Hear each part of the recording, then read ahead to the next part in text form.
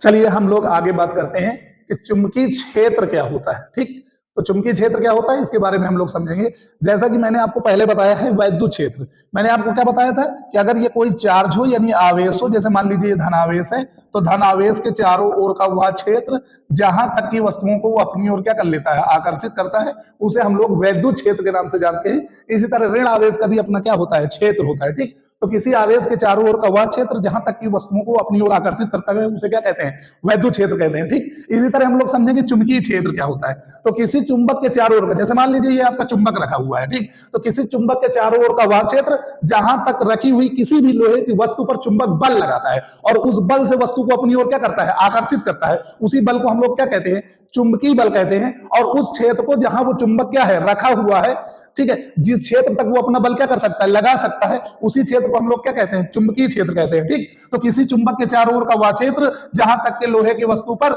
चुंबक बल लगा सकता है, बल लगाकर उसको अपनी ओर क्या कर सकता है, आकर्षित कर सकता है, यानी उसी को हम लोग क्या कहते हैं, चुंबकीय क्षेत्र कहते हैं। तो चुंबकीय क्षेत्र आपने समझ लिया होगा, इसको इंग्लिश में मैग्नेटिक फील्ड के नाम से जानते हैं, यानी चुंबक के चारों ओर का क्षेत्र, यानी चुंबक का फील्ड, यानी चुंबक का क्षेत्र जहां तक की वस्तु पर चुंबक क्या लगाता है, बल लगाता है, और बल लगाकर उसको अपनी ओर क्या कर लेता है, आकर्षित करता है, खींचता है। और चलिए और हम हमारी तरफ चलिए आओ, तो जहां तक वो अपनी किसी भी मतलब लोहे की वस्तु पर बल लगाता है उसे हम लोग क्या कहते हैं, ठीक है, उस क्षेत्र को हम लोग चुंबकीय क्षेत्र के नाम से जानते हैं। ठीक, जैसे मान लीजिए हम चुंबक है ना, हमारे क्षेत्र में कोई भी आ गया ना तो उसको अपनी ओर क्या कर लेंगे, खींच लेंगे। ठीक है, तो हम हमारे चारों ओर का वह क्षेत्र जहां तक की वस्तु को हम क्या कर सकते हैं, खींच सकते हैं, वो हमारा चुंबकीय क्षेत्र कहलाएगा। लेकिन अगर हम चुंबक होंगे तो आप समझिए, ये भाई साहब है चुंबक, और यहां तक कोई भी वस्तु आ जाए तो ये अपनी ओर क्या कर लेंगे, खींच लेंगे। इसे हम लोग क्या कहेंगे कि इस पूरे क्षेत्र तक जहां तक की वस्तु को ये चुंबक क्या कर लेता है, खींच लेता है, उसे इसका क्या कहते हैं, चुंबकीय क्षेत्र कहते हैं। इतनी बात आप समझ गए।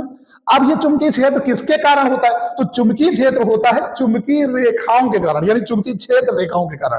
तो ये चुंबकीय क्षेत्र रेखाएं क्या होती हैं, समझिए, ये आपको दिखाई नहीं देगी। अगर आपको खींचना है चुंबकीय क्षेत्र रेखाएं तो क्या करिए, एक बार मैग्नेट यानी एक क्षण चुंबक ले लीजिए, उसको कागज के ऊपर रख दीजिए, ठीक, बढ़िया से आराम से रख दीजिएगा, ठीक है, उसको रख दीजिएगा, रख दिया। फिर उसके बाद आप लोहे का बुरादा लीजिए, यानी पीसा हुआ लोहे का, देखो कि आप जहां सरिया वगैरह काटा जाता है ना, तो वहां लोहे के छोटे छोटे मतलब पाउडर के रूप में गिरा करता है, उसे लोहे का बुरादा कहते हैं। उसको ले आइए आप, ठीक, उसको ला करके ऊपर से उसी चुंबक के ऊपर लोहे के बुरादा को क्या करिए, मतलब ऊपर से डालते रहिए। डालने के बाद आपको इस टाइप का पैटर्न, यानी वो बुरादा इस रूप में क्या हो जाएगा, सेट हो जाएगा। तो ये जो पैटर्न सेट हुआ ये क्या था, ये चुंबकीय रेखाएं कहलाती है। क्या कहलाती है, चुंबकीय रेखाएं। समझ रहे हैं, देखिए जैसे मान लीजिए चुंबक है, और जब हम इसके ऊपर बुरादा डालेंगे लोहे का, तो ये इस टाइप का पैटर्न क्या कर लेगा, बना लेगा, यानी एक ऐसे टाइप की लाइन से वो मतलब जो बुरादा है वो यानी लाइन से इसी रूप में ऐसे क्या हो जाएगा, सेट हो जाएगा। ठीक, तो हम कहेंगे कि ये क्या खींच गई, चुंबकीय क्षेत्र रेखाएं। लेकिन अगर वो लोहे के मान लीजिए पीसा हुआ पाउडर ना होता तो ये ऐसा आपको दिखाई ना देता, लेकिन फिर भी ये रेखाएं हैं यहाँ, तो इनको हम बोलते हैं काल्पनिक रेखाएं। क्या कहलाती है, काल्पनिक रेखाएं। वे काल्पनिक रेखाएं जो चुंबक के चारों ओर यानी चुंबकीय क्षेत्र में खींची है, ठीक है, लेकिन हमको वो दिखाई नहीं देती, उन्हीं काल्पनिक रेखाओं को हम चुंबकीय क्षेत्र रेखाएं कहते हैं। लेकिन ये इनकी परिभाषा नहीं है। इनकी परिभाषा कैसी है, किसी चुंबक के चारों ओर खींची गई वे रेखाएं, वे काल्पनिक रेखाएं जिसके किसी भी बिंदु पर, जैसे इस बिंदु पर स्पर्श रेखा खींचो ना, तो ये चुंबकीय क्षेत्र की दिशा होगी। किसकी दिशा होगी, चुंबकीय क्षेत्र। यहां पर स्पर्श रेखा खींचो ना, तो ये भी किसकी दिशा होगी, चुंबकीय क्षेत्र की दिशा होगी। यहां पर चुंबकीय क्षेत्र किस दिशा में होगा, यहां ऐसे स्पर्श रेखा खींच दीजिए, ये भी किसकी दिशा होगी, चुंबकीय क्षेत्र की। यहां पर स्पर्श रेखा खींच दीजिए, ये भी किसकी दिशा होगी, चुंबकीय क्षेत्र की दिशा होगी। तो किसी चुंबक के चारों ओर या किसी चुंबक के चुंबकीय क्षेत्र में खींची गई वे काल्पनिक रेखाएं, या किसी चुंबक के चारों ओर खींची गई वे काल्पनिक रेखाएं जिसके किसी भी बिंदु पर खींची गई स्पर्श रेखा उस बिंदु पर चुंबकीय क्षेत्र की दिशा को क्या करती है, प्रदर्शित करती है, वे रेखाएं चुंबकीय क्षेत्र रेखाएं कहलाती हैं। ठीक, तो इतनी बात आपने समझ ली, फिर से समझ लीजिए। चुंबकीय क्षेत्र क्या होता है, चुंबक के चारों ओर वह क्षेत्र जहां तक कि लोहे के टुकड़े को चुंबक अपनी ओर क्या कर सकता है, आकर्षित कर सकता है, उसे हम लोग चुंबकीय क्षेत्र कहते हैं। और यह चुंबकीय क्षेत्र रेखाओं के कारण होता है, यानी चुंबक के चारों ओर रेखाएं खींची होती हैं, उन्हीं रेखाओं के कारण ही चुंबकीय क्षेत्र होता है। वही चुंबकीय क्षेत्र चुंबक को अपनी ओर क्या कर लेता है, मतलब चुंबक पर बल लगाता है, चुंबक लोहे पर बल लगाता है, जिसके कारण लोहे का टुकड़ा चुंबक की ओर क्या हो जाता है, खींच जाता है। तो चुंबकीय क्षेत्र की रेखाएं क्या है, चुंबक के चारों ओर खींची गई वे काल्पनिक रेखाएं जिसके किसी भी बिंदु पर, चाहे यहां खींच ले तो यहां पर क्षेत्र की दिशा, यहां खींचेंगे तो यहां पर क्षेत्र की दिशा, जिसके किसी भी बिंदु पर खींची गई स्पर्श रेखा उस बिंदु पर चुंबकीय क्षेत्र की दिशा का अविरत प्रदर्शन करती है। अविरत का मतलब चाहे जहां खींचोगे हर जगह चुंबकीय क्षेत्र की दिशा का क्या करेंगे, प्रदर्शन करेंगे। कोई ऐसा पॉइंट नहीं होगा जहां चुंबकीय क्षेत्र की दिशा को प्रदर्शित नहीं करती है। इसीलिए इन रेखाओं को हम लोग क्या कहते हैं, चुंबकीय क्षेत्र रेखाएं, यानी चुंबक की क्षेत्र रेखाएं, यानी चुंबक के चारों ओर खींची गई वे रेखाएं जो उसके क्षेत्र को क्या करती है, प्रदर्शित करती है। क्या करती है, प्रदर्शित करती है। अब हम लोग समझेंगे चुंबकीय क्षेत्र रेखाओं के गुण क्या होते हैं। तो पहला गुण तो यह होता है कि चुंबकीय क्षेत्र रेखाएं चुंबकीय क्षेत्र को प्रदर्शित करती है। पहला तो यही गुण हो गया। दूसरा क्या होता है कि ये सदैव नॉर्थ पोल से निकलती हुई प्रतीत होती हैं और बाहर से होती हुई पुनः साउथ में क्या कर जाती है, प्रवेश कर जाती है। फिर चुंबक के अंदर से होते हुए नॉर्थ पर फिर क्या हो जाती है, पहुंच जाती है। तो चुंबक के बाहर नॉर्थ से साउथ की तरफ चलती है, चुंबक के भीतर साउथ से नॉर्थ की ओर चलती है और बंद वक्र बनाती है। क्या बनाती है, बंद वक्र बनाती है। तो दो गुण बताए मैंने। चुंबकीय क्षेत्र रेखाएं चुंबकीय क्षेत्र की दिशा का प्रदर्शन करती हैं, पहला गुण।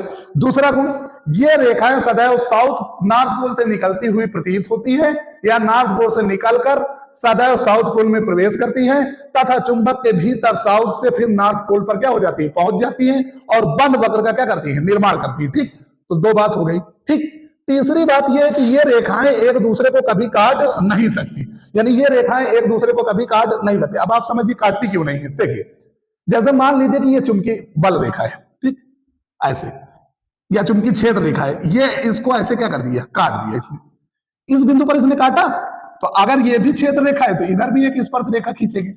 अगर ये भी चुंबकीय क्षेत्र रेखा है तो यहां पर भी एक स्पर्श रेखा खींचेंगे। अब आप समझिए, इस बिंदु पर क्षेत्र की द्वि दिशा हो गई, एक ये दिशा है, एक ये दिशा। तो एक बिंदु पर केवल एक ही दिशा हो सकती है चुंबकीय क्षेत्र की, दो दिशाएं नहीं हो सकती। अगर काटेगी तो उस बिंदु पर दो दिशाएं होंगी, और जो असंभव है, इसका मतलब कटेगा तो दो दिशाएं होंगी, अगर काटेंगी तो दो टुकड़े होंगे, वो असंभव है। क्योंकि चुंबकीय क्षेत्र रेखाओं के कारण, यानी चुंबकीय क्षेत्र के ऊपर जो कोई बिंदु होता है उसकी एक ही दिशा में क्षेत्र होता है, उसकी दो दिशाएं नहीं होती। लेकिन अगर काटेंगी तो दो दिशाएं होंगी, इसका मतलब काटना असंभव है, क्योंकि कभी नहीं काटेंगी। अगर काटेंगी तो दो दिशाएं होंगी, जो असंभव है। इसका मतलब यह है कि चुंबकीय क्षेत्र रेखाएं एक दूसरे को कभी काटती नहीं है। तो तीसरी पॉइंट है, चुंबकीय क्षेत्र रेखाएं एक दूसरे को काटती नहीं है। चौथी बात क्या है, समझिए, जहां पर चुंबकीय क्षेत्र रेखाएं पास पास होती है वहां चुंबकीय क्षेत्र प्रबल होता है। आप समझिए, जैसे मान के चलिए कि एक चुंबकीय क्षेत्र रेखा निकल रही है, ऐसे जा रही, दूसरी यहां से निकल के ऐसे चली गई, तीसरी यहां से ऐसे चली गई। तो देखिए, यहां पर चुंबकीय क्षेत्र रेखाएं क्या है, पास पास, और यहां चुंबकीय क्षेत्र रेखाएं क्या है, दूर दूर। तो जहां चुंबकीय क्षेत्र रेखाएं पास पास होती हैं वहां चुंबकीय क्षेत्र प्रबल होता है, यानी यहां पर आकर्षण क्या होता है, ज्यादा, और यहां आकर्षण क्या होता है, कम, क्योंकि यहां चुंबकीय क्षेत्र रेखाएं क्या होती है, दूर दूर होती है। ठीक, तो जहां पर चुंबकीय क्षेत्र रेखाएं पास पास होती हैं वहां चुंबकीय क्षेत्र प्रबल होता है, जहां दूर दूर होती हैं वहां दुर्बल होता है। क्या होता है, दुर्बल होता है। ठीक, उसके बाद पांचवी बात देखिए, पांचवी बात यह कि सबसे समीप कहां होंगी, तो जैसे जैसे अंदर जाएंगी एक दूसरे से समीप होती जाएंगी, यानी कंजेस्टेड होने जाएंगी, यानी समीप होती जाएंगी। तो सबसे ज्यादा समीप चुंबकीय क्षेत्र रेखाएं कहां होती है, ध्रुवों के पास होती है। तो ध्रुवों के समीप चुंबकीय क्षेत्र सबसे क्या होता है, प्रबल होता है। यहां तक कि ध्रुव पर ही चुंबकीय क्षेत्र सबसे ज्यादा क्या होता है, प्रबल होता है। अगर आपसे पूछा जाए कि चुंबक में चुंबकीय क्षेत्र सबसे ज्यादा प्रबल कहां होता है, चुंबक के ध्रुव के पास। ठीक, उसके बाद भीतर क्या होता है कि जब यहां सब समीप हो जाती है तो यहां फिर ये पैरेलल चलती है। क्या चलती है, पैरेलल, यानी एक समान ऐसे चलती है, ऐसे समांतर चलती है। तो यहां पर चुंबकीय क्षेत्र लगभग क्या होता है, एक समान होता है। ठीक, तो इतनी बात आप समझ गए। फिर से समझिए, चुंबकीय क्षेत्र क्या होता है, चुंबक के चारों ओर का वह क्षेत्र जहां पर, ठीक है, जहां पर किसी भी लोहे के टुकड़े को अगर रखा जाए तो उस पर चुंबक बल लगाता है, जिसके कारण वो चुंबक की ओर क्या हो जाता है, खींच जाता है। ठीक, चुंबक का ये चुंबकीय क्षेत्र किनके कारण होता है, तो चुंबकीय क्षेत्र रेखाओं के कारण होता है। चुंबकीय क्षेत्र रेखाएं वे काल्पनिक रेखाएं होती हैं जिसके किसी भी बिंदु पर खींची गई स्पर्श रेखा उस बिंदु पर चुंबकीय क्षेत्र की दिशा को क्या करती है, प्रदर्शित करती है। चुंबकीय क्षेत्र रेखाओं के गुण क्या होते हैं, ये सदैव चुंबकीय क्षेत्र की दिशा का प्रदर्शन करती हैं और चुंबक के बाहर जो है नॉर्थ से निकलकर साउथ में प्रवेश करती है, साउथ से होते हुए फिर नॉर्थ में आ जाती हैं तथा एक बंद वक्र का क्या करती है, निर्माण करती है। तीसरी, ये कभी एक दूसरे को काट नहीं सकती, काटेंगी तो कटान बिंदु पर चुंबकीय क्षेत्र की दो दिशाएं होंगी, जो असंभव है। ठीक है, अतः एक दूसरे को कभी काटेंगी नहीं। जहां पर अगली बात चौथी क्या है, जहां पर चुंबकीय क्षेत्र रेखाएं प्रबल होती है वहां जहां चुंबकीय क्षेत्र रेखाएं पास पास होती है वहां चुंबकीय क्षेत्र प्रबल होता है, और जहां चुंबकीय क्षेत्र रेखाएं दूर दूर होंगी वहां चुंबकीय क्षेत्र क्या होगा, दुर्बल होगा। ठीक है, सबसे पास ध्रुवों पे होती है, इसीलिए ध्रुवों के समीप चुंबकीय क्षेत्र सबसे क्या होता है, प्रबल होता है। फिर जैसे जैसे आगे बढ़ती है चुंबकीय क्षेत्र क्या होता जाता है, दुर्बल होता जाता है। ठीक है। और चुंबक के भीतर ये चुंबकीय क्षेत्र रेखा साउथ से नॉर्थ की ओर पैरेलल यानी एक समांतर होकर चलती है, इसीलिए वहां पर चुंबकीय क्षेत्र क्या होता है, असमान होता है। ठीक, सॉरी समान होता है। ठीक है, एक समान होता है। तो जाहिर सी बात है आपने अच्छे से समझा होगा।